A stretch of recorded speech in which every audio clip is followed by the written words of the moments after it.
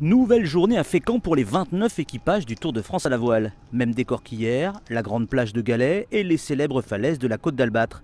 Après le raid côtier d'hier, place aujourd'hui au stade nautique. Des courses courtes d'une vingtaine de minutes s'enchaînent jusqu'au milieu d'après-midi.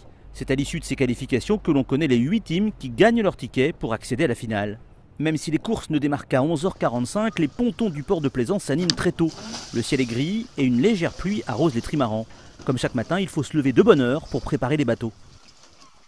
Alors oui, il faut arriver un petit peu en avance tous les matins pour déjà préparer le bateau, le vérifier, puisque surtout quand il y a du vent, ça tire un peu sur les bateaux, donc vérifier que tout va bien, même si le soir on peut le faire.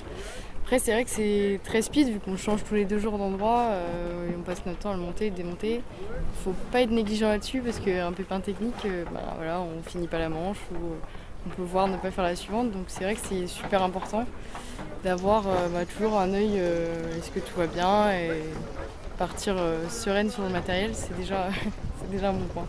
Sur le tour, il y a des amateurs, des professionnels de la voile et il y a aussi ces marins méritants qui ne sont pas toujours récompensés sur le podium.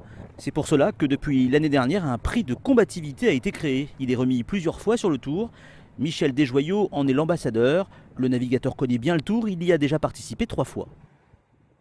On sait que dans un sport comme celui-là, on peut être très bon et rater des trucs, et on peut ne pas être très bon et faire des belles choses quand même, et montrer qu'on se bat à son niveau. On est dans un milieu de compétition où souvent on ne prend en considération que les vainqueurs, et les autres n'ont pas beaucoup de... ne sont pas forcément respectés, et pourtant ils sont tout aussi honorables. Et donc le prix Finagaz de la combativité est là pour en récompenser un parmi ceux-là.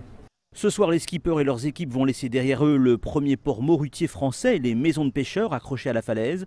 Direction Julouville, au pied de la baie du Mont-Saint-Michel, pour la 3e étape. Elle aura lieu jeudi. Demain, c'est journée de repos sur le tour.